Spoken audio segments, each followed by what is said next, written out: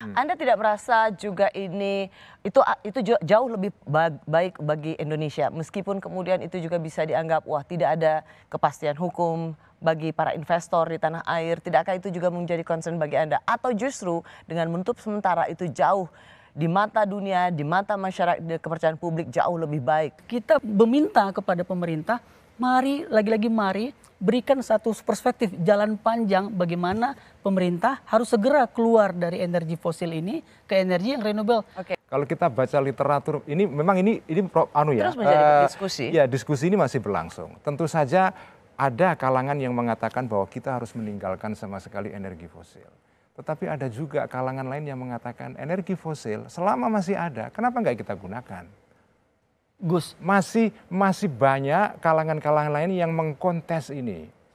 Jadi menurut saya ini belum selesai, Mas Iqbal ya. Gus, tapi pulau-pulau yang udah tenggelam di negara-negara Pasifik itu nggak contested, Gus. Typhoon Hainan di Filipina itu tidak contested. Di Valencia ada banjir itu tidak contested. Anak-anak yang mati itu tidak contested, Gus. Ini krisis iklim sudah di depan mata dan kita menjadi korban. Dan para ahli di IPCC sudah bilang bahwa kalau kemudian suhu bumi naik 1,5 itu masih contested.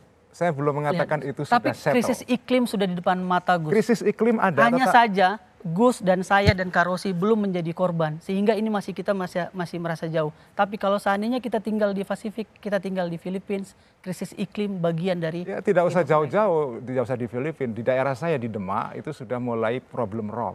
Ada masalah.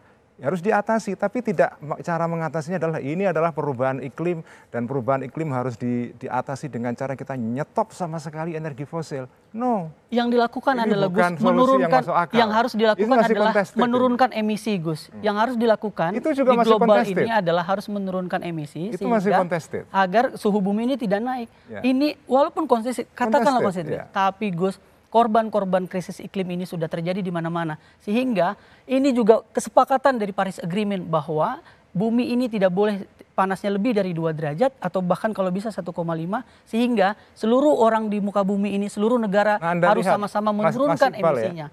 Artinya gini, Gus, itu juga sebagai syarat agar manusia tidak rakus melakukan ekstraksi. Saya peduli kepada lingkungan, tetapi saya tidak setuju jika solusinya adalah stop mining at all. Bagi Anda yang mendapat izin eksplorasi dan bagi para pemangku atau pembuat kebijakan, please jangan rakus.